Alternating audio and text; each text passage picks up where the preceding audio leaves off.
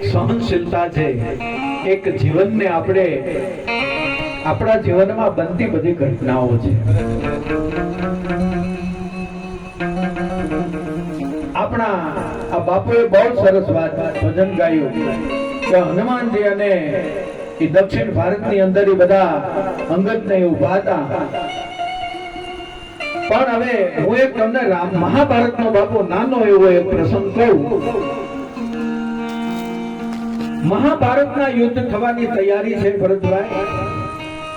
સેનાઓ સામે ગોઠવાઈ ગઈ છે. એક બાજુ 7 અક્ષરની સેના અને એક બાજુ 11 અક્ષરની સેના. એક બાજુ કૌરવો અને એક બાજુ પાંડવો.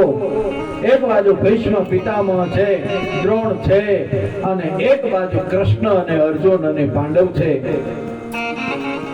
ત્યારે બાપુ એક પાત્ર આવે છે, એક વ્યક્તિ આવે છે યુદ્ધ કરવા.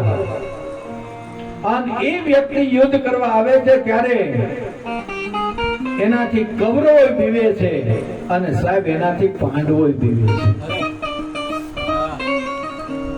કૌરવો પીવે, પાંડવો પીવે, અરે કૃષ્ણ ખુદ પીવે. આ પાત્ર કયું?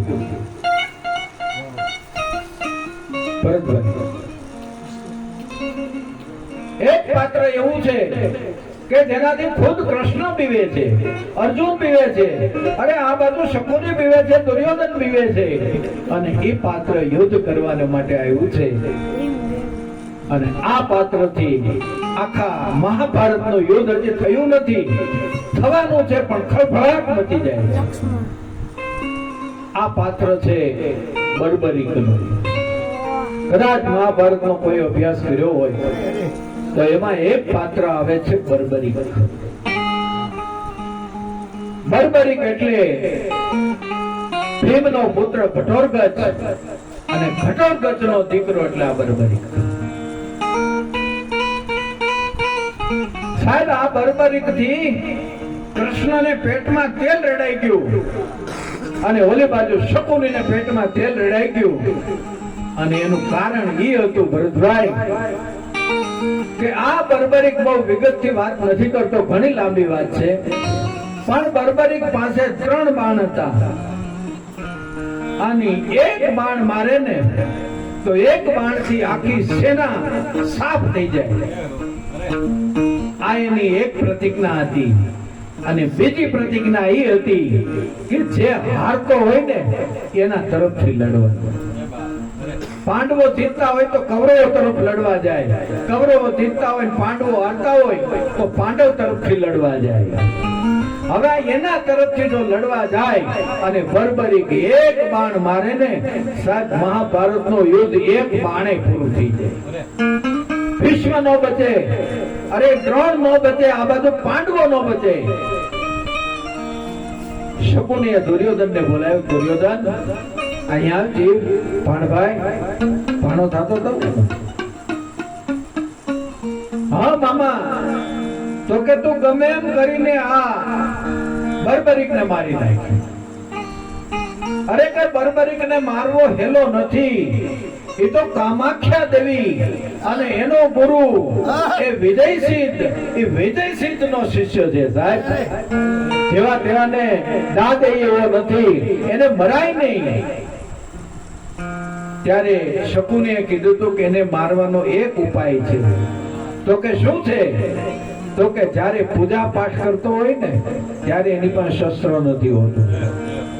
એ પૂજા કરતો હોય ત્યારે તો એને મારી નાખ. અને દુર્યોધન સાહેબ મારવા જાય. પીપળાના પાન ઝાડ હેઠે ઉતારો છે. બધાની કુટીરમાંથી બહાર આવી પૂજા પાઠ કરે અને આ બાજુ દુર્યોધન છે ગદા લઈને નીકળ્યો. બાપુ ગદા લઈને મારવાની આમ ઉગામી અને આમ જ્યાં ઘા કરે ને ત્યાં સામે જે બાણ આવ્યું અને ગદાને ઉડાડી નાખ્યું. એ બાણ બર્બરીકનું નહોતું, એ તો પૂજા કરતો હતો. એ બાણ હતું કર્ણનું. મહાભારતની અંદર જો બીજું કોઈ મહાન પાત્ર હોય કોઈ કર્ણ છે. કર્ણને ક્ષત્રિય ન સ્વીકાર્યો અને એને સુતપુત્ર ગણ્યો, પણ કર્ણ જેટલો બાહોશ કદાચ અર્જુન પણ નહોતો સાહેબ. અને કર્ણ માટે તો એમ કહેવાય કે મિત્ર કીધીએ મરદ મરદ મન દર્દ બિઠાવે. દુર્યોધન હારે તેની મિત્રતા હતી, એની મિત્રતાને ખાતર એમ કહેવાય કે કર્ણ ખપી ગયો છે. હવે કર્ણનું બાણ આવ્યું એટલે દુર્યોધને કીધું કે હે કર્ણ, મને શકુનીએ કીધું છે કે આને માર, અને તું મને મારી આ ગદાને આમ ઉડાડી મૂકે છે. અને ત્યારે કર્ણએ કીધું તું, હે દુર્યોધન, આ તો મારો મિત્ર છો ને એટલે બચી ગયો. કોઈ પૂજા પાઠ કરતું હોય ને મરાય નહીં, અને તારામાં તાકાત હોય, હિંમત હોય તો હાબી છાતીએ જા. તને તારો જીવ વાલો છે, એને એનો જીવ વાલો નહીં હોય, એમ મારવા ન જવાય. અને જ્યારે કૃષ્ણને આ ખબર હતી ને, ત્યારે કૃષ્ણએ અર્જુનને પૂછ્યું, હે અર્જુન, તને ખબર છે આ બર્બરીક કોણ છે? અરે કે બર્બરીક તો મારો ભત્રીજો છે, ભીમના દીકરાનો દીકરો, અને એ તો પાંડવ તરફી લડે. કૃષ્ણ કહે છે, અર્જુન ગાફલતમાં નો રે, આ એક માણસ મહાભારતનું યુદ્ધ એક બાણે પૂરું કરી દેશે. આટલી વાત કરીને તો અર્જુનને શંકા ગઈ. બાપુ, અર્જુનને શંકા ગઈ. અર્જુને કીધું કે હે કૃષ્ણ, એવું ન બને, એક બાણ મારે નાખી સેના મરી જાય. એટલે કૃષ્ણ બહુ બાહોશ વ્યક્તિ, કદાચ એને ઈશ્વર તરીકે હું તો ન સ્વીકારો ને તો એના જેવો બાહોશ અને કાબિલિયત વાળો માણસ જગતમાં ક્યાંય નહીં. કૃષ્ણએ અર્જુનને કીધું, હાલ અર્જુન, મારી ભેગો હાલ, હું તને બતાવું બર્બરી કોણ છે, એ તને ખબર પડે. બે જણા આવ્યા છે, આ બર્બરી પૂજા પાઠ કરીને નિવૃત્ત થયો છે, સામો ઉભો છે. કૃષ્ણ અને અર્જુન બે જાય છે, બેયના ચરણોમાં બર્બરીક વંદન કરે છે. વંદન કરી અને પૂછે છે કે આવો શું આવવું થયું? એટલે કૃષ્ણ પૂછે છે કે હે બર્બરીક, તારી પાસે કેવી શક્તિ છે, અમારે જોવી છે. એટલે બર્બરીકે કીધું કે મારી પાસે એવું બાણ છે કે એક બાણ મારું તા પીપળાના તમામ પાન વીંટાઈ જાય, એક પણ પાન બાકી નો રે મારા એક બાણથી. એટલે અર્જુને કીધું કે મારે શીખવું જોવું છે, તારામાં આવી શક્તિ છે.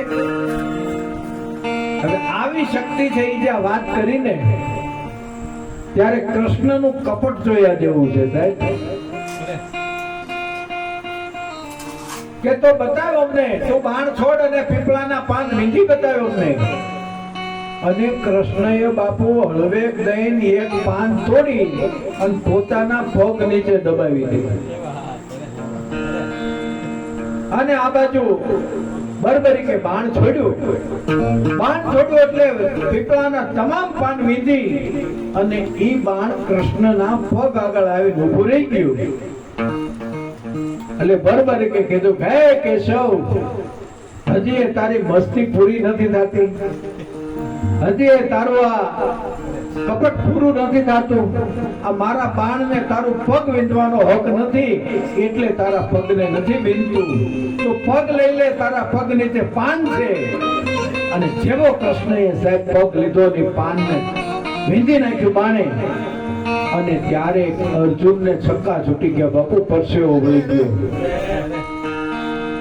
કૃષ્ણ કે આ જે બર્બરીક છે, જે હારતો છે ને એની બાજુ જાહે. તો કે હવે કૃષ્ણ કાંઈક કરવાનું, હવે કાંઈક કરો. અને ત્યારે કૃષ્ણએ બર્બરીક પાસેથી સાહેબ ગુરુ દક્ષિણા માગી, કારણ કે બર્બરીક નો ગુરુ કૃષ્ણ છે અને ગુરુ દક્ષિણા બાકી હતી. બર્બરીકને કીધું, બર્બરીક, તારે મને ગુરુ દક્ષિણા દેવી જોઈએ. તો કે ગુરુ માગી લ્યો, હું જોઈ સાહેબ. અને કૃષ્ણએ સાહેબ એનું માથું માંગ્યું. માથું માંગીને સામે એને વરદાન આપ્યું છે કે હું શ્યામ અને તું શ્યામ. હું શ્યામ અને મારી તમામ શક્તિ તારામાં આવશે, અને તું આ તારું મસ્તક જીવશે સાહેબ, ખાલી મસ્તક જીવશે. આપણે ભગવાન તો બધા જોયા, પણ ખાલી માથાવાળો ભગવાન જોવો હોય ને તો ખાટું શ્યામ. આ શ્યામ, આ બર્બરિકનું માથું. પછી બર્બરિકને પૂછ્યું તારી ઈચ્છા શું છે? તો કે મારે મહાભારતનું યુદ્ધ હવે લડી તો હકો એમ નથી, પણ મારે જોવું છે. બે વાંસ ઉભા કર્યા, માથું મૂક્યું, આખું મહાભારતનું યુદ્ધ જોયું. અને છેલ્લે જ્યારે યુદ્ધ પૂરું થયું મહાભારતનું, ત્યારે ભગવાન કૃષ્ણ અને અર્જુન થાય છે અને એટલું જ કહે છે, બર્બરિક હવે તારી શું ઈચ્છા છે? તો કે હવે મારી કાંઈ ઈચ્છા નથી. અને વરસાદ થાય છે અને બાજુની નદીમાં મસ્તક તણાય છે. તણાતું તણાતું તણાતું રાજસ્થાનના ખાટુ નામનું ગામ, એ ગામ પાસે એ મસ્તક આવે છે. ત્યાંના રાજવીનો સપનું આવે છે અને મસ્તકને બહાર કાઢે. અને આજની તારીખમાં તમે ગૂગલમાં ખાટુ શ્યામ નાખશો એટલે ખાટુ નામનું ગામ અને એનું શ્યામ એટલે ખાટુ શ્યામ, એટલે આ કૃષ્ણ વાળો બરોબર. આ મહાભારત છે, આ કૃષ્ણની વાતો છે. એક એક વાતો કરીએ તો ખૂબ સમય જોઈ. રામાયણની પણ એવી વાતો છે બાપુ. એકવાર કવિ કાક કોઈ આપણી જેમ આમ સત્સંગ આવતો હતો અને એમાં ગયા તો જોજો માણસની પરીક્ષા કરવાની બહુ ટેવ. એક જણાએ એવું કીધું કે બાપુ એવી વાત કરો કે રામાયણમાં ન હોય પણ તોય હોય સાચી. લે હવે એનું શું કરવું? રામાયણમાં ન લખ્યું હોય છતાંય હોય સાચી એવી વાત કરો. અને પછી કાક બાપુએ એક નાનો એવો પ્રસંગ કીધો કે એકવાર આ રામ અને રાવણનું યુદ્ધ થવાનું હતું, ત્યારે ગીધની મીટિંગ મળી બાપુ. ગીધડાવે કીધું કે હમણાં અહીંયા યુદ્ધ થશે અને આપણને ભરપૂર ખોરાક મળવાનો, માંસ ખૂબ મળવાનું છે. તો કોને કોનું માંસ ખાવું એ નક્કી કરી લઈએ આપણે, પછી કજ્યો ન કરવો. તો એક વડીલ ગીધ હતા, એને એવું કીધું કે હનુમાનની ગદાથી જેટલા મરે ને એ નાના નાના ગીધડા છે ને ઈ ખાય, ઈ માંસ એનું. બીજું માંસ તો કે મોટા વાનરનું જે માંસ છે ને એ મોટા ગીધ ખાય. આમ કરતા કરતા કરતા છેલ્લે રાવણની વાત આવી ને એટલે ગીધડાવે કીધું કે અમને રાવણની માટી નો ખપે. કા તો કે અમારો ગીધ એ જટાયુ, અને જટાયુ એ માંસ સીતાને બચાવવા જેથી પ્રયત્ન કર્યો ને તેથી અમારા ગીધની પાંખો કાપવા વાળો આ રાવણ, એનું માંસ અમે ગીધડા નો ખાઈ. અને હકીકતે તુલસીદાસ થી લખે છે કે ઈ માંસ ગીધડાએ નથી ખાધું પણ શિયાળિયા અને કૂતરાએ ખાધું છે. આ વાત રામાયણમાં નથી પણ છતાંય સત્ય. આવી અનેક પ્રસંગો રામાયણ મહાભારતના આપણે ઘણીવાર રજૂ કરીએ છીએ અને આપણે અહીંયા સાંભળીએ છીએ. તો હવે ભરતભાઈ આવી